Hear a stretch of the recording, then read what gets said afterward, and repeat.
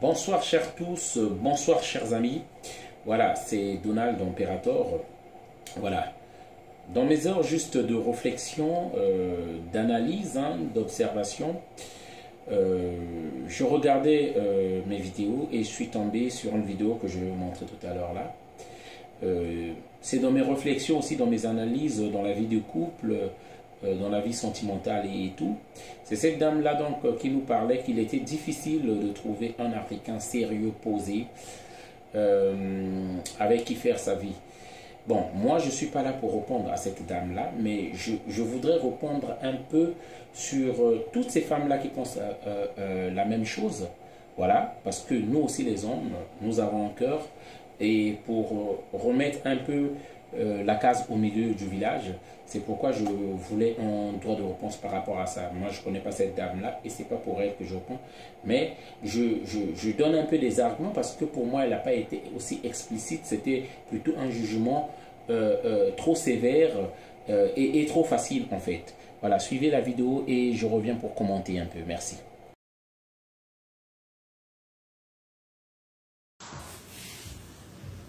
Le plus dur en Europe, c'est pas de trouver un blanc.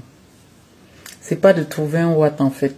Le plus dur en Europe, c'est de trouver un Africain qui va te comprendre, que vous allez partager les mêmes points de vue, que vous allez faire votre vie ensemble. Trouver un Africain en Europe, posé, calme.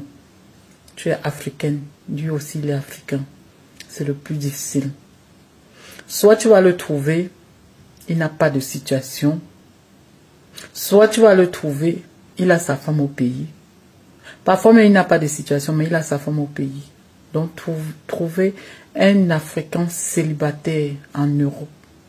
Un digne Africain, responsable de ses actes, posé, prêt à faire une vie avec sa sœur africaine. Prêt à faire une vie avec sa sœur africaine, c'est souvent compliqué. Il y a beaucoup de filles africaines là qui aimeraient être avec leurs frères. Il y a beaucoup de filles africaines qui aimeraient être avec des Africains. Mais c'est trouver le bon. C'est trouver celui qui te comprend. C'est trouver celui qui partage les mêmes points de vue que toi. C'est trouver celui qui est prêt vraiment à faire une vie avec toi. C'est ça le plus compliqué. C'est ça le plus compliqué. Ah oui. On a trouvé des filles africaines ici en Europe qui se sont fait duper par leurs frères. Oui, oui, qui ont été arnaqués par leurs propres frères. Parce que qu'on ne se ment pas. Les filles africaines en Europe sont très très sensibles. Elles sont tellement amoureuses. Certaines sont même prêtes à aller doter certains hommes. C'est-à-dire certaines femmes sont prêtes à aller payer la dot de certains hommes. Et comme les hommes savent que les filles africaines sont sensibles, elles sont prêtes à tout pour le mariage, eux, ils passent le temps à jouer avec leurs sentiments. Faites attention. Oui, oui. Faites attention. Parce que ces filles-là, quand elles vont se retourner, vous aurez mal. Vous aurez mal. Et beaucoup d'hommes africains ont brisé le cœur de beaucoup de filles, de beaucoup de femmes en fait. Parce que la femme africaine en Europe, beaucoup se battent. Beaucoup veulent d'une vie posée. Beaucoup veulent être en couple. Mais déception totale. Déception totale.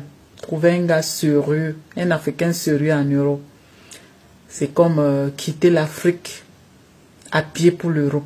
C'est pas du tout facile.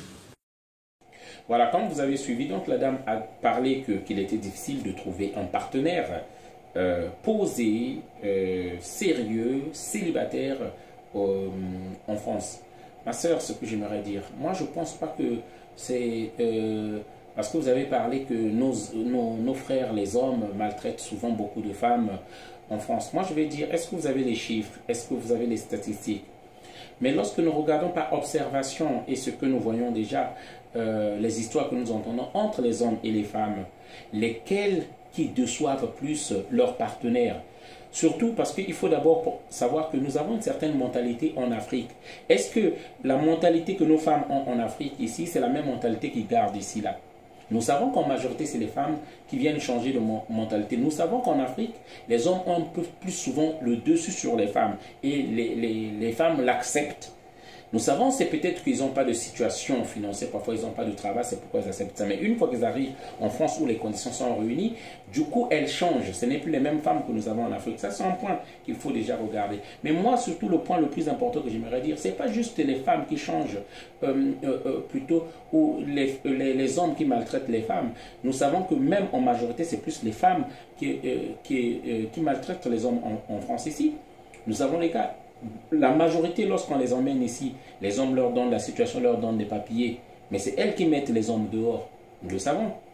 Et souvent, c'est les hommes qui arrangent la situation des femmes en France ici. Et lorsque c'est la femme qui le fait, nous savons que l'homme, souvent à la maison, ce n'est même plus l'homme.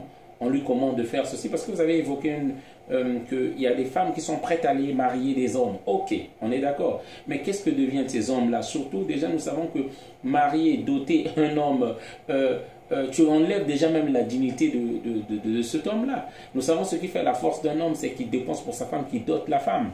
Vous comprenez? C'est ça qui fait la force d'être un homme. Lorsqu'on parle d'être un homme, et que celui qui porte le pantalon à la maison, c'est celui-là qui fait plus de dépenses. Voilà. Donc, pour moi, j'allais dire que ce n'est pas juste une question que les hommes ou les femmes qui sont méchants les uns ou pour les autres. Moi, je pense plutôt c'est les gens sincères, les gens de bon cœur, vous comprenez, les gens de bon cœur qui sont sincères dans une relation, qui aiment plus, ceux qui aiment plus, qui sont toujours déçus. Ils sont incompatibles avec les personnes avec lesquelles ces personnes-là ne se rendent pas compte. Souvent, en majorité, je dis bien que la personne-là même, la personne-là fait des sacrifices pour toi. La personne-là est prête à faire des folies pour toi. Ils se rendent compte une fois qu'ils partent voir ailleurs, là où ils croyaient que l'herbe était plus verte, ils partent se cogner là-bas et qu'ils reviennent et après c'est déjà trop tard. Souvent, c'est le cas. Il ne s'agit pas juste des hommes ni des femmes, mais il s'agit des hommes et des femmes de bon cœur, honnêtes, qui aiment sincèrement les gens et ils ont souvent en face d'eux des personnes qui ne se rendent pas compte à quel point on les aime. Voilà, il s'agit de ça. Donc, lorsqu'on parle des statistiques, nous savons que mieux vaut toucher aux intérêts d'un homme que de toucher aux intérêts d'une femme. L'homme est plus patient dans la réussite, il se bat doucement pour réussir, mais les femmes, en majorité, nous savons, on dit qu'elles sont trop ambitieuses, elles sont souvent pressées. Et pendant que l'homme se peine à se battre pour y arriver, parfois la femme voit ailleurs des opportunités et elle part ailleurs. Et là-bas, si elle part se cogner, elle revient parfois, c'est trop tard. Et je termine par cet argument en disant que souvent aussi, nous savons que pour trouver des hommes célibataires, sérieux, c'est un peu difficile, mais souvent nous savons que c'est par rapport à une tranche d'âge. La majorité des femmes qui sont avec les hommes ou les hommes qui sont avec les femmes de leur vie ou avec lesquelles ils vont faire un long trajet ensemble de la vie, c'est souvent, ils ont ces femmes-là au lycée, entre l'âge de 16 ans, 17 ans, voilà, 16 ans, 17 ans, 18 ans, jusqu'à peu près 25 ans. Lorsque tu rates le lycée, tu rates cette tranche d'âge, ça devient parfois compliqué ou difficile de trouver l'âme sœur ou de trouver une personne avec qui vous allez faire la vie. Moi, je parle de probabilité et je parle de généralité, de majorité. Parce que lorsqu'on fait un débat, lorsqu'on discute, on parle souvent de la majorité, ou de la généralité. Voilà, on ne parle pas des cas particuliers. Voilà, on parle plus de la majorité. Voilà, donc c'est ces arguments-là que moi je voulais apporter. Et je dis bien, ce n'est pas les hommes qui font plus de mal aux femmes. Lorsque nous voyons la probabilité, en tout cas surtout dans ce pays-là, nous voyons comment se comporte la femme ici. Comment elles sont dures ici. Ça, c'est un homme qui vous parle, à mon point de vue. Et souvent, même lorsque vous êtes sincère avec quelqu'un, honnête, avec quelqu'un que vous aimez sincèrement, c'est ces gens-là qui sont souvent déçus. Que ce soit un homme ou une femme, c'est les personnes qui sont beaucoup sincères. C'est ceux-là qui sont souvent déçus. C'est question de ça. Mais lorsqu'on va parler de majorité, de probabilité, ça je peux vous garantir, ma soeur, les hommes sont beaucoup déçus de ces femmes-là. Là, je parle dans le cas des femmes qui viennent d'Afrique, là. Parce que nos soeurs, lorsqu'elles viennent ici, en majorité viennent changer. Hein? Regardez juste que combien de couples qui sont autour de vous, qui sont venus d'Afrique, qui sont encore ensemble. Hein?